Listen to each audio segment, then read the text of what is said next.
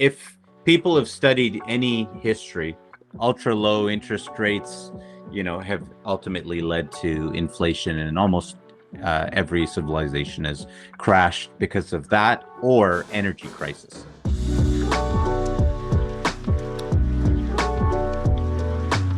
Thanks for coming on the podcast here.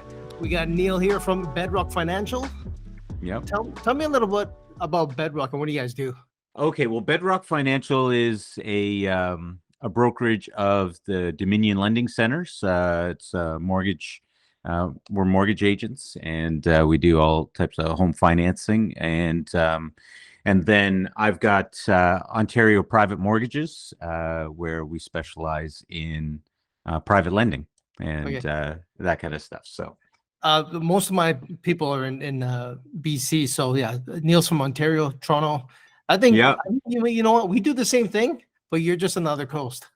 Yeah, that's right. Right. You guys do mortgages as well?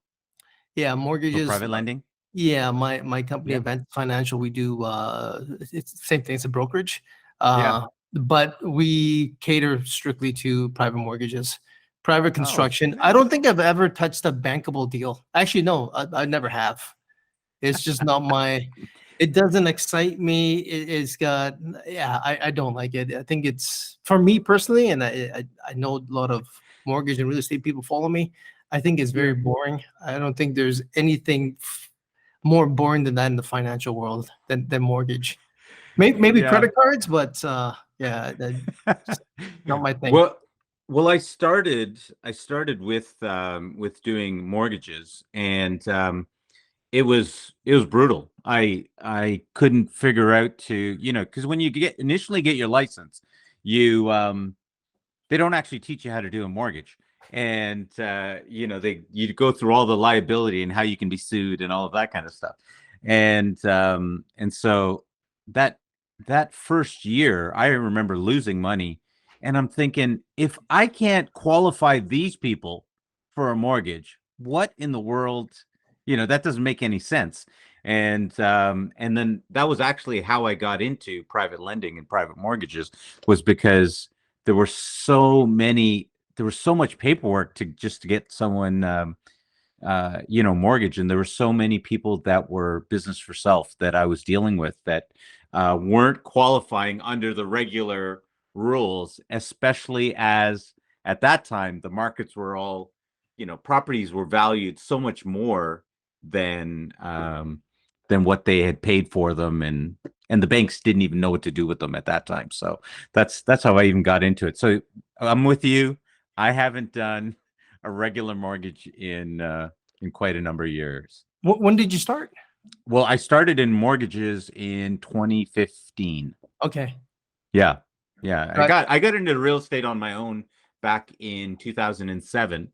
As a personal investor, and started my journey back then while I was still with the federal government. So, and then when I was deciding to make a change, that's when I got into finance. How are you seeing the market right now as an investor and also as a lender? How do I see well, first of all, I always tell people this: there's no such thing as the Canadian real estate market. Everything is provincial, regional, local, and depending on what type of real estate you're talking about, depending on what type of investing you're doing, it's very different. And I always want to make sure I point that out. So what am I seeing? So I invest in a number of different places. Lending, we do lending in Saskatchewan, Ontario, New Brunswick, and Nova Scotia. And I invest in different places as well when it comes to equity. So on the lending side, I'd say the major urban centers across the country, and you're probably seeing this as well, across the country, the major urban centers are getting hit with these higher rates. And so you're not seeing the price appreciation. Everyone's kind of pulling back. Everyone's kind of doing a wait and see, because now those people that could afford whatever they could afford, now the rates have gone a little bit higher and they don't have the same competition, but they can't afford to pay those same prices. So the market is kind of going sideways. as a result. It's a little bit more of a buyer's market. If you can qualify for the higher interest rates and that amount, then it's a little bit more competitive. You don't have as many people going over asking. Are So you seeing appraisal pricing coming down? absolutely. Appraisal coming down? Yeah. Okay. Yeah, absolutely. Yeah. In the major urban centers like Toronto, Yeah. 100, 200,000, easy, Yeah. We're seeing the same thing here. easily. Yeah, yeah, not any surprise. We've seen this before. We saw this even in 2017. Hmm. We saw this happen. Now that's in the Toronto and Ottawa, the major cities. The smaller places, um, their prices are still going up. East Coast prices are still going up, Interesting. um, because home prices were extremely low for a decade, and so in terms of dollar value, they're still increasing because they're still relatively cheap to what people could buy in other places. So are you guys doing more loans out there? We are doing, like, personally, myself and other people that are in private individuals that are lending. We are still lending quite actively out east. Quite frankly, it's one of our best kept secrets. So the only time I put money into or even investors money into any type of an investor, meaning like somebody that I know quite well, Yeah, into a mortgage like that is in an area that I know. Like I know yeah, the greater Vancouver area. Once I just get yes, a little further away from it, I don't know the market. I don't know the tradespeople there right, just in case we need something done. yes, Lawyers are fine. Lawyers can act right across British Columbia, yes, but I tend not to even go into other provinces just because I don't know the people there. Uh, yes. I'm assuming you go to all these places because like, Yes. I w- w- live I yeah. lived out east for almost 20 years. Oh, okay, got it. Okay, And that and I makes a lot own of sense. property. Yeah, I Okay, own property out there as well. So that's yes, I'm with you completely. so I just got a deal in last week, and I'm quoting on it, and I don't know this area, and it's actually one of our suburbs. I don't know the suburb that well, and I Yeah. don't know what's happening with the market, so I can't even make a decision. Like 3, 4 months ago, yeah, we know the market's going up. I would have done that deal all day long, but now I need to rely on other people just to get that information. Mhm. And when I Yeah. need to do that, and I need to go to 3 or 4 people, I think that answers a no. Hmm. Well, I think part of the question is, when it comes to lending, it's what's the loan to value, Mhm. and In 12 months from now, not right now. yeah, that's right. Well, the question is always, what's the loan to value that you want right now? And the question that you and I are asking ourselves, and investors are asking themselves, is, what's that loan to value going to be, 12 months from now, And right? which So, is which is impossible to figure out, right? But that's the right. thing that's always in the back of my mind here. Is like we're doing a Yeah. 12-month term, 15-month term. Like, are we gonna get our money out of this thing? And how fast is it marketable? Is it a $14 million house? No. Is it something people can afford here? Maybe seven, eight, $900,000 condo, townhouse Mhm. in the urban area. Yeah, we think the majority of people can afford that, right? So those are things that I actually look at. Well, one of the things that we tend to do is, when we look at a property, we ask the question, would would we buy it? And if we have to, would we take it, right? And so that changes the dynamic. The other thing is oftentimes I will structure my deals so that there is, I'm going to call it a no-brainer, um, portion, that 50% LTV and below. It's kind of no-brainer. The market could fold in half, and you don't care. And so even if I've got investors that are retirees, I'm like, these are the deals. I actually try to create some of those deals for them so that, you know 50%, you don't need to worry at all. Who cares what the market does? And then anything above that, for those that are a little bit better with risk, then you can take in Yeah, that component, no, no, for sure. right? You kind So of got to look at that. Who fits yeah, here? And if it's like a yeah, problem file, send it to the bigger guys just because they have they have the manpower sitting inside, accountants Yeah. people that look for Eh, credit and phone just because somebody's behind on payment, things like that. I'll tell you the truth. I do almost zero lending in the larger cities. Almost all of my lending is outside of major urban. So I tend to go for the smaller towns and cities, the rural locations as well. I'm quite well versed in well, septic, all these kind of things that a lot of the traditional lenders aren't familiar with. Uh, Having lived out on the East Coast, I'm quite familiar with a lot of that stuff, and even the mentality is different. So it makes it a little easier to underwrite those files as opposed to if you're looking at a Toronto or an Ottawa, your prices can fluctuate massively and very quickly, and there's just a whole lot more competition. So I tend to stay outside of those locations. I let the big boys like yourself deal in the larger cities, and we move out to the smaller locations. Yeah, that's good to know. I don't for me it's all urban centers, not Yeah. the smaller towns, but because I just don't, I'm a city guy. I was born Yeah. and raised in the city. Septics and Yeah. wells, I have no idea what those are. I know what they are, but like Yeah. I Yeah. wouldn't even know what to do with them.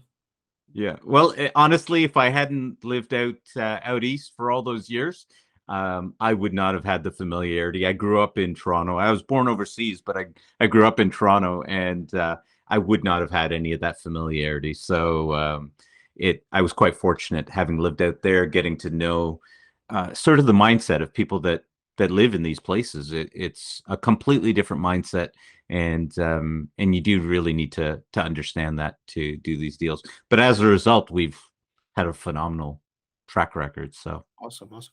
Let's go back a little bit here. So you're not, yeah, you said you weren't born in sorry, in Canada. Where were you born? I was actually born in Kuwait. Okay. My family's originally from India, Yeah. and as they were making their way to Canada, my dad was working in Kuwait, and then brought my mom and brother over, and surprise, surprise, I was born, and then moved to Canada at an early age. So I've grown up here, gone through the school system, in Toronto, and been here pretty much my whole life, but was born overseas and So was born to two immigrant parents. Kuwait right to Toronto, or you guys live From somewhere? Kuwait right to Toronto. Right to Yeah, Toronto. to Why? Scarborough specifically. Okay, why Toronto? My dad's family Oh, okay. was there, right? So they were sponsoring him over at the time, and so that's how we ended up there. And we had all of my dad's side was living there. So yeah, it was good. No, it's interesting talking to some immigrants. Like, why did you choose this area? Like, some of them like go to Winnipeg. Like, why Winnipeg out of all places? And like, Winter Peg? Winter, yeah. And like, well, and most of the reason is because we had family or friends there. That's why they went there. That's right. That's right. Yeah. By and large, that's the reason all immigrants end up in those places, unless there's some type of job that's really pulling them somewhere else. That's almost exclusively. Yeah, I mean, Joe. right now, I live east of Toronto. I live in Kingston, Ontario, and we're seeing a lot of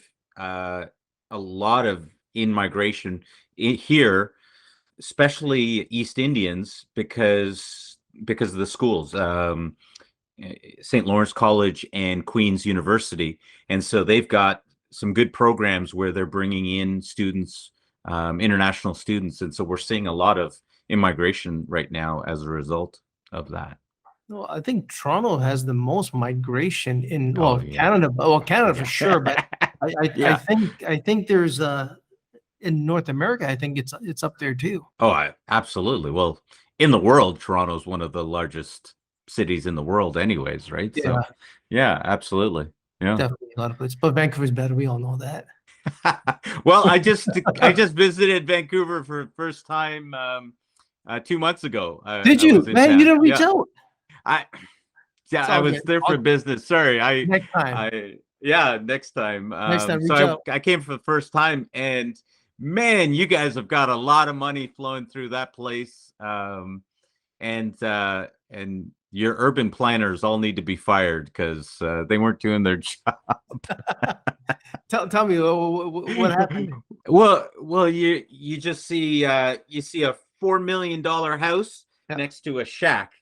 next to a dentist's office on the other side with an industrial warehouse next to it, Oh, and you must have been in the suburbs. I was staying in Richmond and then Okay. just kind of driving through, Yeah. or actually when I was staying in Richmond and then I was trying to take a walk around to this fair that was happening, and I started walking and then the sidewalk disappeared, and then I'm walking on some gravel underneath an overpass, and this is just trying to get to this fair that's right behind the building, and then I ran into a bunch of rabbits that were also on the gravel. Yeah, I know the It area was you're the in. So that used to be farm about 30 years ago, and then it Oh went to yes, industrial, and now they're yeah, putting up condos, and yeah, we Eh, don't have space.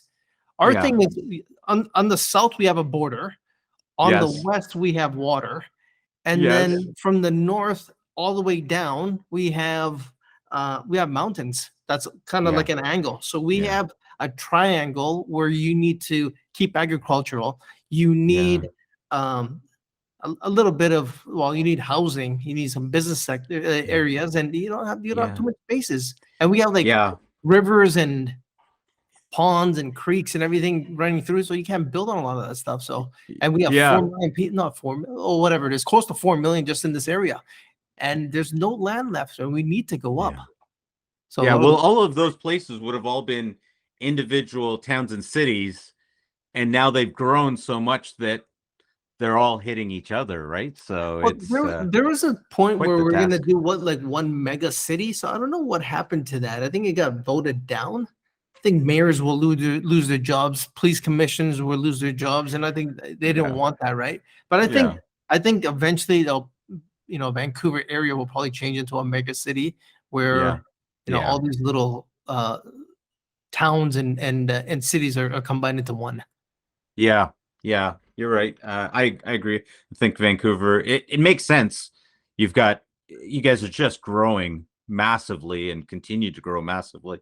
And one of the things obviously that was beautiful is all you have to do is raise your head like this and you're looking at the mountains and Take it for granted after a while, because the thing with me is when I come back, I go to another, like an ugly city, and then I yes. come back, I'm like, fuck, man, this place is nice.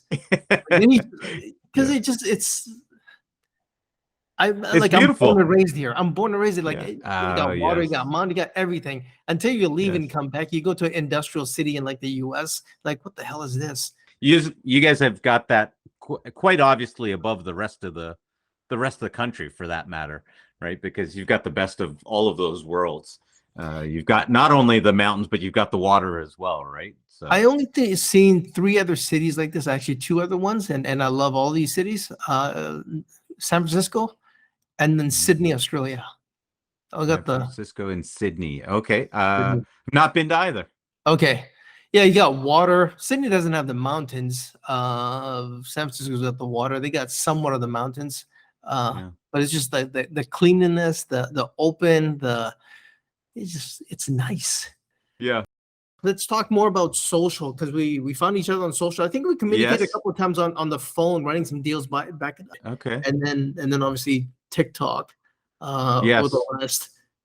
I started, and then one of my guys left, and then like we don't have a strategy for TikTok, and then got another team now, and Oh, we okay. started back Yeah. up, right? And you've been growing quite well on that. Yeah, TikTok has been friendly to me. I do remember us seeing one another on TikTok a couple of years back because I liked your content, and it was very professional looking and stuff like that. And for me, what I found with TikTok that's done really well was I would I would quite frankly just go on and have normal conversations. And as a result, that authenticity really seemed to resonate with people on TikTok, and because everyone at that time was like, "Oh, it's just for kids," and And I thought, well, I'm gonna just post anyways, and I'll be the old guy on here, and that's what I did, and it's done well. People have resonated, and from the investor standpoint, and I actually try to teach people this. If you're looking for investors, and or whatever your base is, whatever it is you're trying to build, there you're literally creating a library of content, and the thing about TikTok is it's light, it's easy, 1 minute, you kind of go on there, and it doesn't overwhelm anybody, but it's consistent contact, consistent. And it's quite common for me that I'll get a phone call and someone will say they've been watching my material for like a year, and then they just pick up the phone and they call me, and they've got a couple $100,000 that they want to invest, and I like what you've been saying, so I'd like to learn more. And so to that, and that's all free. That's all free content, right? So you literally can't create that if you wanted to, so having that and giving people that ability to interact with you as they want to, it's golden. I'll scream it from the mountaintops. That's the way to go. Social media, keep building, and just put out content. And whatever you do, I just tell people, be yourself, because there's nothing more off-putting for people than to have all that content and then talk to you for real, and you're nothing like what you've put out there. You'll kill that in a deal in a second just by doing that, right? It's not the person I saw online, and I'm talking to somebody else here. Yeah. So we were talking about the mortgage business, which is Aventus. I have another company called Archivist. Archivist is a production. So we're online digital social media / commercial type of agency. So we're in the Archivist office right now. So whenever we go and talk to clients, and these are like the top 100 clients, the top 100 businesses in Vancouver that we are catering to. We go talk to them. They're like, we don't need social media. We don't need to be on TikTok because our deals are coming in all the time. Yeah, I get it, but the moment your competitors, right, start building online presence and people start seeing it, how fast are you going to lose that market? I compare General Motors in the 80s to what Toyota and Honda did in the 80s. Nobody wanted those cars. Nobody wanted a Toyota Honda. And GM started building, and Ford and Chrysler were starting to build cars that people just did not want anymore. And they just did not listen. And eventually, look what happened today. Yeah. The market cap Absolutely. is so much lower. It's like maybe a tenth of what Honda and Toyota and Tesla today. And just because they didn't go with during the times like this, these are the vehicles people wanted. And social works the same way. If your competitor does the exact same thing as you, they're not as big as you, but they start producing content over and over again, more eyeballs go there. And then on top of that, Gen Z will be in the position, and millennials, I can't even say that word. I don't know, for the last 10 years, I can't say that anyways. Gen Y, right? Yeah. They're in the position they're in the C-suites already, or get into it. They're the decision makers in a lot of these companies. Gen X's, we are. And where are we going? We're going to social to find stuff. We're not going to the papers or to the yellow pages and all this stuff. We're looking at social. I like this person. Okay, let's contact them and go from there.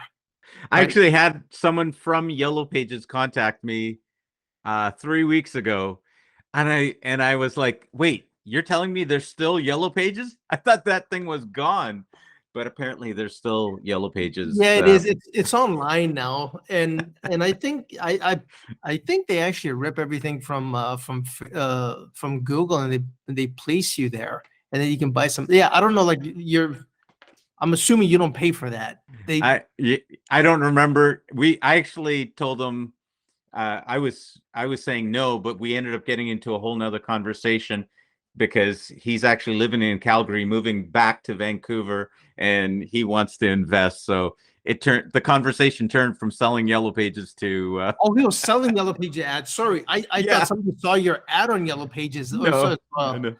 He you, was you, selling Yellow Pages ads, oh, and okay. we ended up talking about investing. So Yeah, nobody. Yeah, there's a thing called Google, Facebook, TikTok.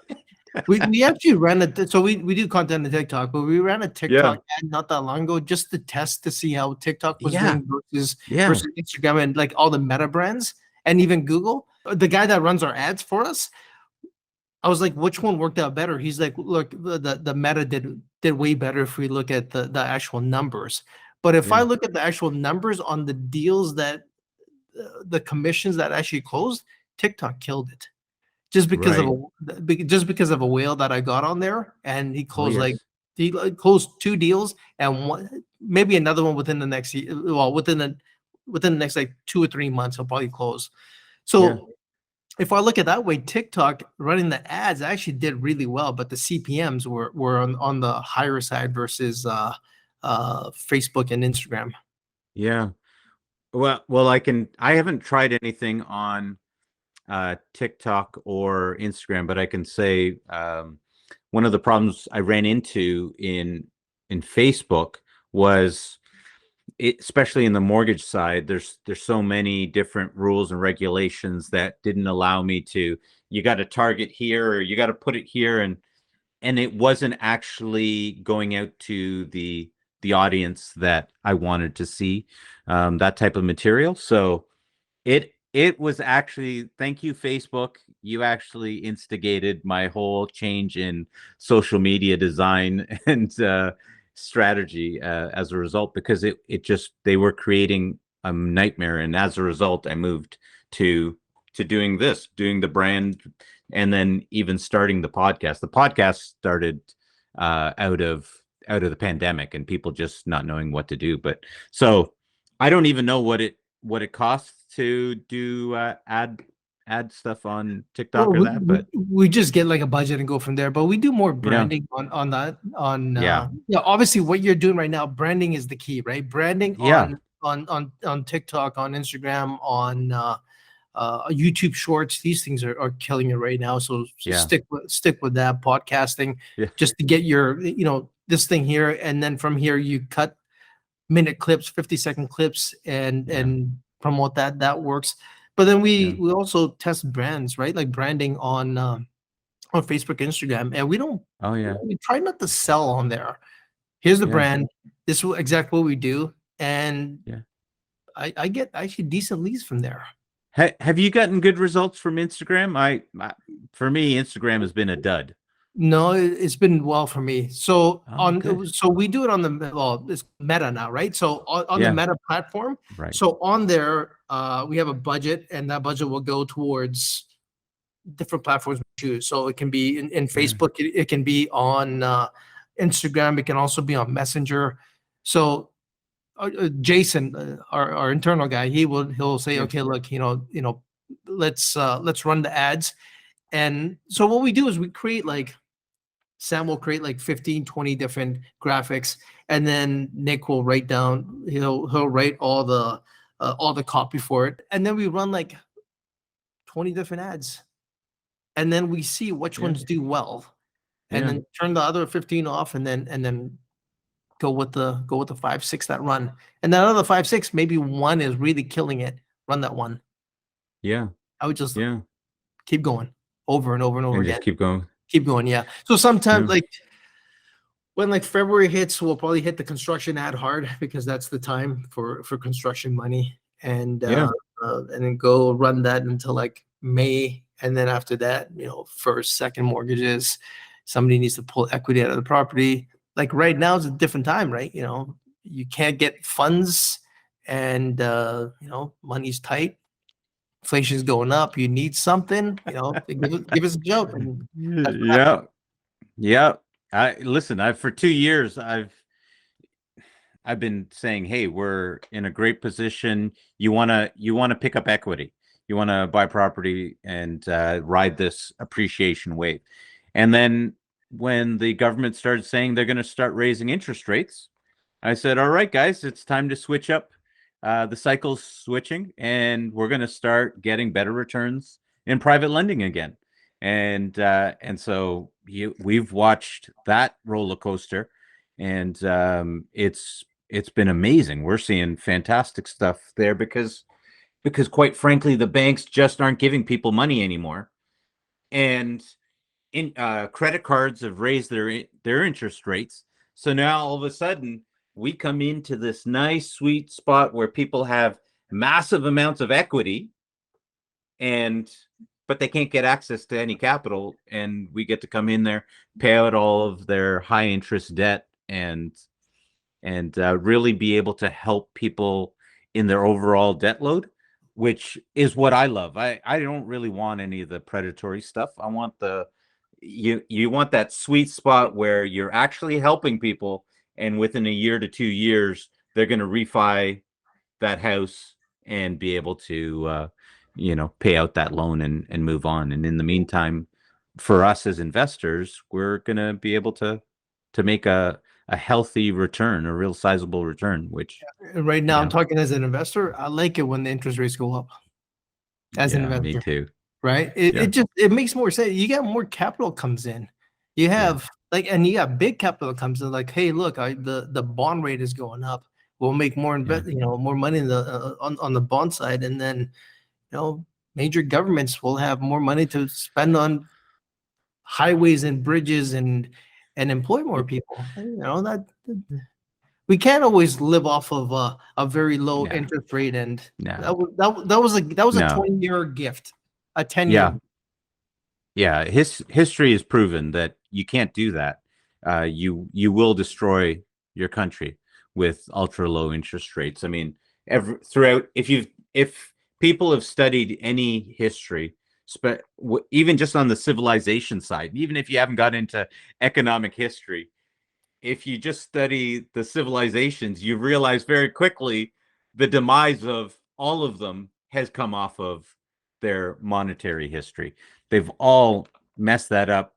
Ultra low interest rates, have ultimately led to inflation, and almost every civilization has crashed because of that or energy crisis. So, We got which both. we happen to be going through right now in the world as well, right? Yeah, So, for sure, for sure. So but you talk on social. You talk a lot about leadership. I'm yes. I I gone through a lot of personal development and coaching and leadership as well. So, uh, how's your yeah? What do you like? Do you mentor kids? Do you mentor people? Like, or is it just a, a way you live and you want to talk more about Yeah. Coming up myself, I grew up in Scarborough, and I grew up in a rough neighborhood, and I actually kind of got raised on the streets to some degree. I got into street gangs and stuff like that. Almost ended up dying in a knife fight. So one of the for me, the at that time, the highest, we're talking back at a time in Toronto where there was racism, there was some of these things, and the highest person that I could see making money, that looked anything like me, was a drug dealer.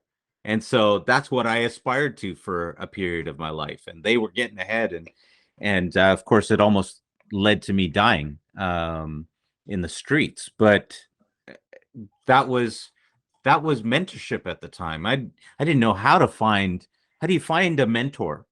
And then as I continued to grow, I still didn't know how do you do that. And so when I got into real estate myself in 2007, it was a mortgage agent that actually helped me figure out how to buy my first property. And then I said to him, I was like, okay, great. Now what do I do? He said, well, you get some more money and you buy another property. I was like, well, how do I do that? He said, well, I've got some other partners, and we put our money together. I was like, great. So how did you find them? He's like, well, they're my neighbors. Well, none of my neighbors or friends had any money, and I had no idea how do you do that next step? Where do you get more money from? I was having kids, and so that gap, that vacuum of not having that, is what really put it for me that I've got to share this stuff, because the lack of mentorship, that vacuum of mentorship, causes us to lose time.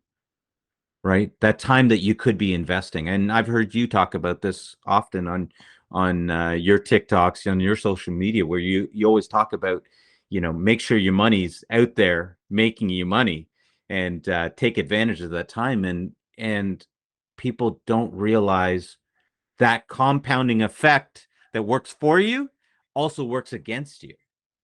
And how much further ahead could I be if I'd had that mentorship? So for me, I'm active on social media talking about that stuff. I'm active on my podcast, Leadership to Wealth, talking about that. And I'm happy to mentor people. I don't have a formalized program that I sell or anything, but I've had a lot of people ask me to do something like that. But to date, I'm just happy to share whatever I can with people whenever they ask. Yeah, I think for me, I never charged on that. Somebody comes and Yeah, talks. I don't need to monetize it at Yeah, this point in time, right? Like, although I will say this, I am sort of getting to a point in my life where I'm starting to go, you know what? I might want to transition out, because I'm kind of getting to a point where I don't know if I want to take on any more investors. And so I'm getting to a point where I might just shift over and just work with the people that I'm working with, and just do mentorship as a thing to be able to provide value and make some money from it. So yeah. I look at it as actually giving back, and on top of that, it's feel good yeah, when you actually given that advice and they follow through and they change their life. Like yeah, I like that, that part I like. And today my mentorship is more internally within the yeah, team, right? yes, I like that, seeing them grow and back and forth. It works well. yeah. I won't keep you too long here. Just one more question here, or one more area, one more topic. What do you think of crypto? It's a great question. I'm glad you went Crypto on and to it. Web3 on top of that, and the blockchain, which is all related. Yeah, I'm gonna say I love real estate because it moves at a speed that I can follow. That I can watch the wave go up, I can watch the wave go down. It's easy peasy. It's why I'm not even a big stock market guy. Um, but crypto, what's clear to me is that there is massive opportunity there. And I haven't even been able to see all of the opportunity that's there, but I can see enough. Actually, I can see enough in crypto and Web3 to see that it's a real disruptive force. And I'd like to say that, oh, I know exactly where to go with it, but I don't. But it feels like the Wild West. So I am investing in it. We're doing a lot more. One of my partners, we do a lot more in the world of trading. Yeah, I'm all and lending. I'm all about making sure you're taking money off the table on an ongoing basis, and you put a little bit aside here and there. Kind of, I'll call it gambling. You put some money aside here and there, and if it goes through the roof, it goes through the roof, and you win big. And if you lose small. And But it's clear to me that there is a way forward. How much the governments of the world allow us into that world, that's the part I don't know, because it's a really disruptive force, Bitcoin and that, and it can really put the governments on the heels. Everyone wants to talk about decentralized and, oh, how they're not going to be able to touch you. Well, we've already seen here in Canada that a number of the exchanges will not even let you uh, function if you live here in Canada. You can't even get an account on some of the exchanges because of the regulations that we're putting in place here. So that's kind of my 2 cents on crypto. I think it's definitely a place for people to stick some money. Um, but I don't know. What's your feel for how do you how do you kind of navigate and learn and invest? For me, I'm just moving slowly. What do you suggest? But just listen to people, do my Uh, own research, watching YouTube videos, watching, listen to, finance people going into the crypto space and see how they, how they communicate there. And then seeing the growth of it, where it was yeah, in 2017, 2013, and prior to where it is today. And then Bitcoin's one thing, but like Ethereum and Solana, and now you have platforms being built on top of those blockchains. Yeah. And then watching the NFT space, watching the Web3 space, and seeing Meta going into it, and Apple now going into it. Yes, You know, absolutely. and like when they start stepping in and spending billions and billions of dollars, there's something going on. And so I'm a Absolutely. sponge right now. I'm listening, I'm learning, I'm pulling triggers here and there. We do have an NFT project that we started about 9 months ago, Yeah. sitting in the back burner. And the only reason is we don't think it's the right time to launch right now, just because of so much negativity around NFTs. But Yeah. I probably at the end of this year, early next year, we'll probably launch it and give it away to existing clients and build from there. For me, it's more of a learning. It's learning, and also if a client wants to come to us later on on the archivist side and they want something to do with NFTs, they have a product and they want to sell the product. And with the product, you get this NFT, and we know how to build it. We know how to run everything behind behind the scenes and go from there. So it's a test market, but also it is we don't know what's going to happen in the future. Well, there's two things that I'll mention that got me to even start looking at it. One is, well, actually three things. I also like precious metals. That's a whole different conversation. But what I'll say is that one thing that got me in was it is clear as day to me that Web3 crypto is the way that that people are moving. Maybe not my generation, our generation. We might not tag onto it, but the next generation and they will completely adopt it. I don't care what you think about it or what I think about it. They're adopting it. So it creates value just based on that, right? Because at the end of the day, wherever the attention goes is where the value goes. So that was number one. The other thing is being in our space, there is so much that's being created around being able to transfer funds around to a different faster, different countries, and faster and cheaper than the systems that we have in place right now, which all of a sudden for me, we're still dealing with post-dated checks, for crying out loud, right? I have loans out that I'm still getting post-dated checks on.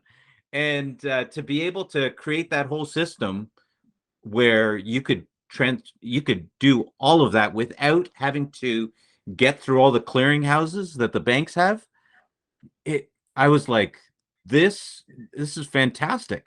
Because even if you go to third-party payments software or companies that do that stuff, they take a long time.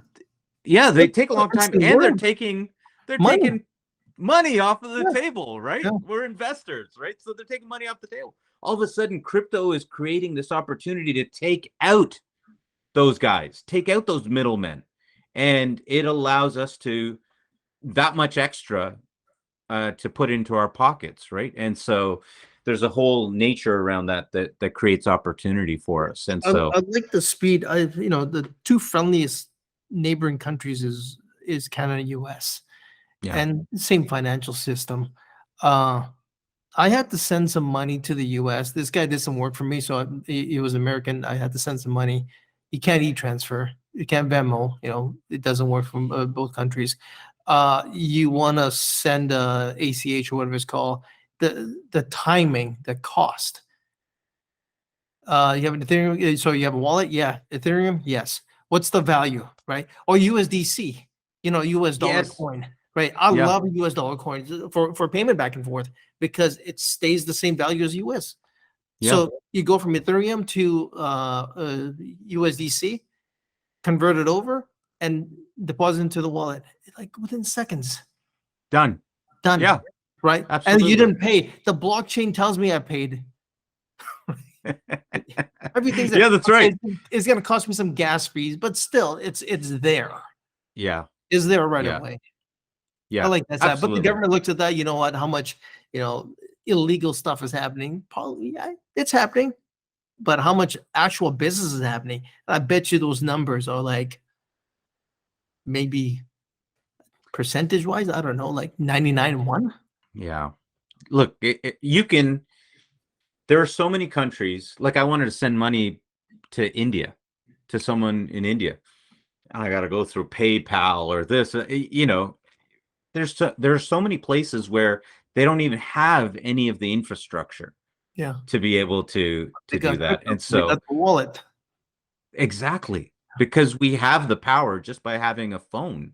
You've got that power. So it's completely night and day what that creates and how disruptive that can be. But that's also the reason that I'm concerned about it, is because the governments of the world and the banking infrastructure has a lot to lose in this, and so there's all the conspiracy theorists out there that say that they're gonna try and crash it intentionally just so that they can buy it up. I don't know. I don't get into that stuff, but it's You got clearly a way a forward. lot of smart bankers, right? When you got Jamie Dimon that every banker looks up to, and Yeah, I think they're testing out JP Coin, whatever it is.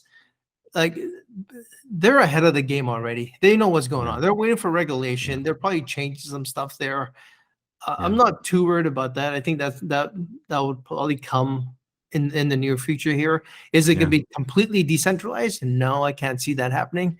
But there's got to be something going on. You can't have the smart. Usually, I say a lot of companies are backwards, not yeah. banks. Banks know exactly what's going on, and they adjust on what's going on with the trend in the market. I think there's something there. I'd love to speak intelligently about it, but I can only look at it from the standpoint of finance and what opportunities it opens up. There's a whole, a lot of people don't like the trustless nature of it, but the trustless nature of it is what creates the opportunities for us, right? You don't have to go through so many hands and have all that slippage. You've got direct peer-to-peer connections, then you can make a transaction immediately, and so that completely changes the game. So it's just a matter of time, if you ask me. Will we see the change in our lifetime, or will we care about the change by the time it happens? I have no idea. But I had an old guy who tell me once upon a time, he said, you make your money over here and make sure it's steady, but you need to take some extra money and put it aside in sort of like bets. I was like, oh really? He said, yeah. He said, for instance, I put some money in some land, and you don't know if you're going to do anything with it or not, but I stuck some money over there, and 20 years later he ended up selling that land happened to be harborfront in Halifax land, and you know that one bet that he made, multi millionaire as a result. So there's sometimes you just got to put stuff aside, and I think crypto is one of those places, For sure. and you'll be grateful that you stuck something aside in there. Yeah, stop going to Starbucks for a bit and just put it there. Oh, don't get into that stuff. If we start getting into how people spend money, it's the most ridiculous thing I've ever seen, right? Like the number one thing I hear from people all the time is, oh, you know what? I want to buy a house, but I can't save enough for the down payment. And I'm like, my wife and I, when we got married, we lived off of one income for a year. We sucked it up. We did what we had to do, didn't have the coffees, didn't do, and at the end of the year, we had enough for a down payment. And people are like, oh, I don't think I can do that. Well, then continue to do what you're doing. You got to change your lifestyle. It's a short term sacrifice, long term gain. That's what it comes That's down to. right. That's Yeah. right. And you preach that all the time in the stuff I've heard you say, right? And so it's something that is not talked about enough, but it is revolutionary for your long-term success. Make a little bit of sacrifices now, and it changes everything down the road. Yeah, sacrifice your 20s. Nothing really happens. As a guy, nothing happens in the 20s. There's Yeah. no extra, nothing there. Just sacrifice it, bank the money, put it away. 30s hit. It's a different life. Come on. If you don't have kids, you're not sacrificing anything anyways, right? Like you've got lots of money. I don't care what you're doing, you've got lots of money to be able to invest if you don't have kids. Once you have kids, you actually have to think about how you invest, how you put money aside, because they do cost $1. Yeah, it's not even the money. It's actually you have the time too. Yeah, So much absolutely. time to do a lot of things. I don't have kids, so I got a lot of time. Oh, okay. Shitloads of time. I can do a lot of things in that short period of time. So Yeah. yeah, it works out. Anyways, Neil, hey, thank you. How do people find you? Well, you can find me on TikTok, Neil_D'Souza, DSOUZA, or hashtag Neil Mortgages, or you can check up Leadership to Wealth, hashtag Leadership to Wealth. I'm on YouTube. You can find me there or anywhere else that podcasts are found. And if they want to email me, you can email me at OntarioPrivateMortgages@gmail.com. Awesome. Thanks, Neil. Appreciate it. Thanks, brother.